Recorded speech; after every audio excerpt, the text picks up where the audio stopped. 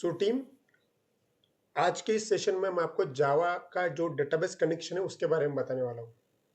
हम कई बार project installation करते हैं, प्रोजेक्ट रन करते हैं, जावा का प्रोजेक्ट होता है, और कई बार एक कॉमन क्वेश्चन होता है कि जावा का डेटाबेस कनेक्शन काम कैसे करता है। डेटाबेस कनेक्टिविटी एक कॉमन पार्ट है जो लगभग सभी लैंग्वेजेस में प्रेजेंट है। पाइथन हो, डॉटनेट हो, पीएचपी हो, सभी जगह पे डेटाबेस कनेक्शन है। तो हमारा मैं आपको शॉर्ट में बताना चाहता हूँ कि डेटाबेस कनेक्टिविटी का कोड जावा के प्रोजेक्ट में कहाँ होता है और उसको कैसे एक्सप्लेन किया जाता है। चलिए, इस स्लाइड में देखिए। इस स्लाइड में मैंने आपको दिखाया हुआ है कि फ्रंट एंड होता है एक पार्ट, मतलब जहाँ पे आपका प्रोजेक्ट रन हो रहा है। फॉर एग्जाम्पल मान लीजिए कि आपके पास में जावा का प्रोजेक्ट है, ठीक है। जावा के प्रोजेक्ट में आपके पास में अलग अलग पेजेस है, जैसे कि रजिस्ट्रेशन फॉर्म है, लॉगिन फॉर्म है। आप रजिस्ट्रेशन करते हो, लॉगिन करते हो, मतलब इनडायरेक्टली या फिर डायरेक्टली आप डेटाबेस के साथ में ही खेलते हो, ठीक है। तो डेटाबेस के अंदर डेटा जाता है, फ्रंट एंड में आता है, ये चीज पॉसिबल होती है जावा की डेटाबेस कनेक्टिविटी से। उस प्रोजेक्ट में डेटाबेस कनेक्शन किया हुआ रहता है। अब डेटाबेस कनेक्शन जावा का बहुत आसान है, ठीक है।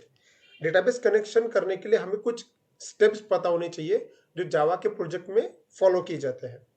तो हम कुछ अभी स्टेप देखने वाले हैं। देखिए देखिए, ये एक मतलब तकरीबन एक 5-6 स्टेप है नॉर्मली जो किसी भी जावा के प्रोजेक्ट में प्रेजेंट होते हैं, जिसके बेसिस पे जावा में डेटाबेस कनेक्शन किया जाता है। सबसे पहला स्टेप जो होता है, देखिए अभी वैसे तो रजिस्टर ड्राइवर लिखा गया है, लेकिन उससे भी पहला एक स्टेप होता है जो सबसे इंपॉर्टेंट है, वो है इंपोर्ट पैकेजेस। इंपोर्ट पैकेजेस का मतलब ये होता है कि भाई हम जो कुछ भी कोड लिखने वाले हैं, डेटाबेस कनेक्शन का कोड लिखने के लिए हमें कुछ लाइब्रेरीज इंपोर्ट करना बहुत जरूरी है। तो उसके लिए हम इंपोर्ट पैकेजेस करते हैं। इंपोर्ट पैकेजेस हम जब करते हैं तब डेटाबेस के लिए कोड लिखने लायक कई सारे क्लास एंड ऑब्जेक्ट्स हमारे पास में आ जाते हैं, और उसके बाद में हम इन सभी स्टेप को फॉलो करेंगे। स्टेप्स बड़ी आसान है। पहला स्टेप सपोज इंपोर्ट पैकेज किया, उसके बाद हमने ड्राइवर रजिस्टर करना पड़ता है, उसके बाद में कनेक्शन करना पड़ता है, उसके बाद में स्टेटमेंट क्रिएट करने पड़ते हैं, फिर उनको एग्जीक्यूट करना पड़ता है और क्लोज करना पड़ता है। अब जहां तक के मैंने बाकी लैंग्वेजेस देखी हुई है, डॉटनेट में हो, पीएचपी में हो, सेम टेक्निक फॉलो होती है। मतलब स्टेप यही है, बस आपके क्लास एंड ऑब्जेक्ट्स बदल जाते हैं, ठीक है। वो तो क्लास एंड ऑब्जेक्ट्स कौन से हैं, यही चीज हमें हमें देखनी है। बाकी अगर आपको एक एक का अगर डेटाबेस कनेक्शन समझ में आ गया, तो आप बाकी किसी भी लैंग्वेज में डेटाबेस कनेक्टिविटी बड़ी ही आसान से कर सकते हैं। चलिए, मैं ये जो आपको स्क्रीन पे दिख रहा है वही चीजें मैं आपको प्रैक्टिकली बताता हूँ कि ये कहाँ पे होती है और कैसे काम करती है। अभी मेरे पास, मैं डेस्कटॉप पे जाता हूँ मेरे, और मेरे पास में एक जावा का प्रोजेक्ट है। उसके लिए मैं एक आईडी ओपन करता हूँ, नेटबीन। चलिए, ओपन कर रहा हूँ मैं अभी।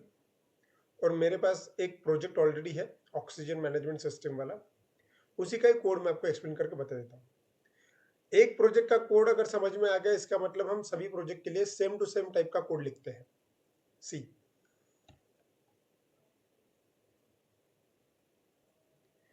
चलिए मैंने यहाँ पे नेटबीन ओपन कर लिया है। मेरे सिस्टम में यहाँ पे एक प्रोजेक्ट है जो मुझे यहाँ पे दिख रहा है, ऑनलाइन ऑक्सीजन ईआरपी सिस्टम। चलिए, इसका ही कोड मैं आपको एक्सप्लेन करके बता देता हूँ कि कैसे बताया जाता है। जब भी आप नेटबीन में कोई प्रोजेक्ट ओपन करते हो तो उसके अंदर आपको कई सारे अलग अलग प्रकार के फोल्डर स्ट्रक्चर मिलेंगे, जैसे कि यहाँ पे दिख रहे हैं। उसमें से दो ही फोल्डर स्ट्रक्चर बड़े काम के होते हैं। एक होता है वेब पेजेस वाला, और दूसरा होता है आपके सोर्स पैकेजेस, ठीक है। वेब पेजेस मतलब आपके प्रोजेक्ट के अंदर जो भी फॉर्म है, रजिस्ट्रेशन फॉर्म हो, लॉगिन फॉर्म हो, डैशबोर्ड हो, ये सभी की सभी चीजें जो प्रेजेंट होगी वो वेब पेजेस के अंदर होगी, ठीक है।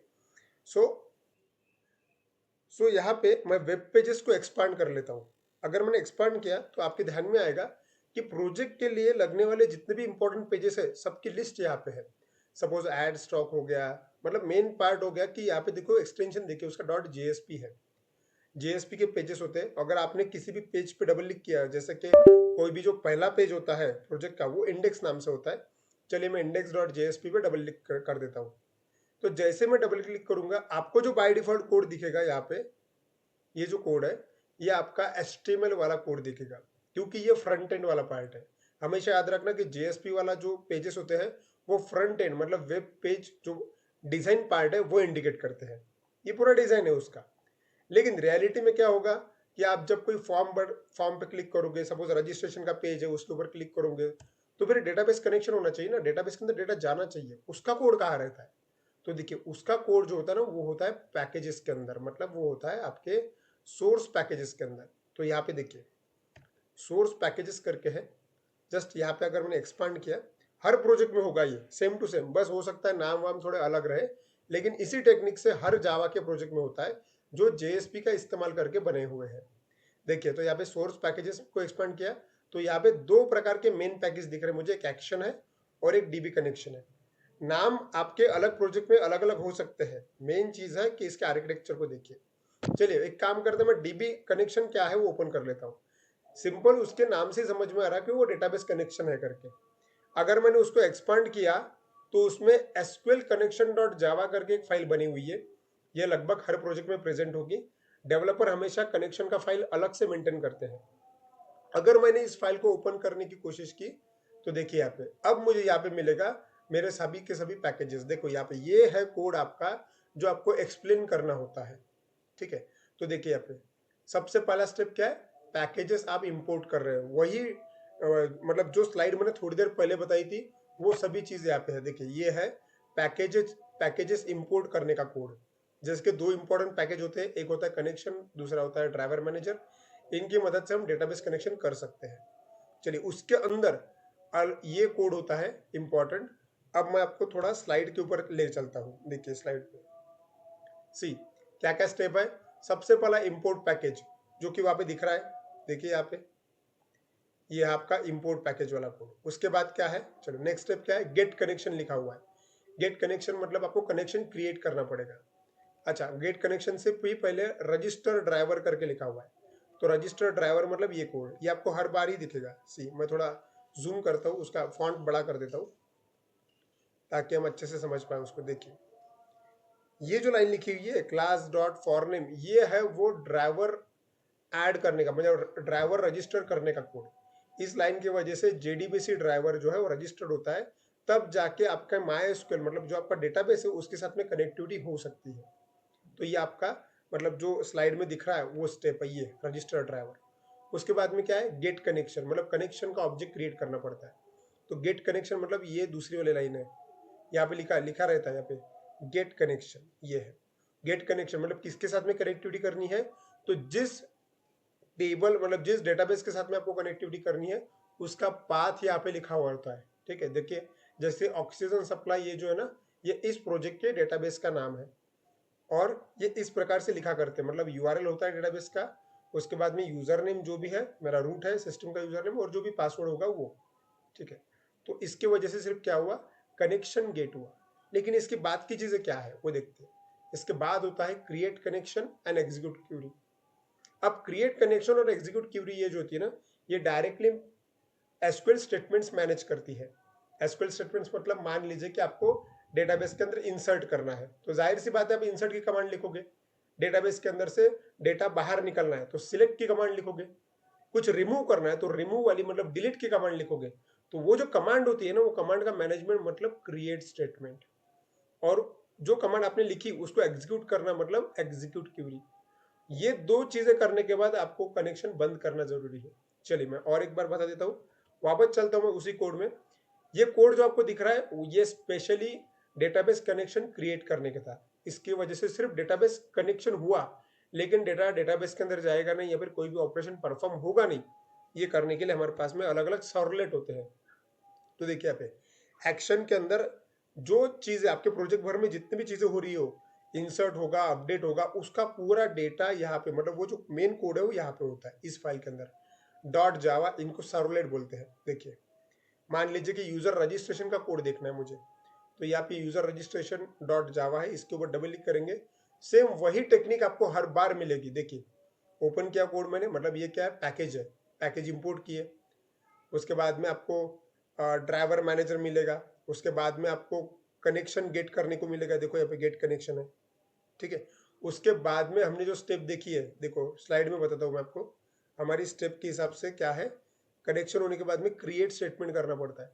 तो क्रिएट स्टेटमेंट के लिए भी यहाँ पे क्लास है, देखो उसी सेम उसी नाम से क्लास है एक्चुअली क्रिएट स्टेटमेंट। इसके वजह से हम स्टेटमेंट लिख सकते हैं और स्टेटमेंट लिखने के लिए देखो नीचे ऑप्शन भी है, एग्जीक्यूट क्यूरी। यहाँ पे आपको एक स्टेटमेंट लिखा हुआ मिल रहा है, मतलब ये सपोज मान लीजिए कि डेटाबेस में से डेटा फेच करने का होगा। नीचे अगर आए थोड़ा तो इंसर्ट की कमांड दिख रही है, मतलब यूजर रजिस्टर्ड करने के लिए जो कमांड लगती है वो यहाँ पे लिखी हुई है, ठीक है। तो इस प्रकार से ये कोड पूरा मैनेज किया जाता है।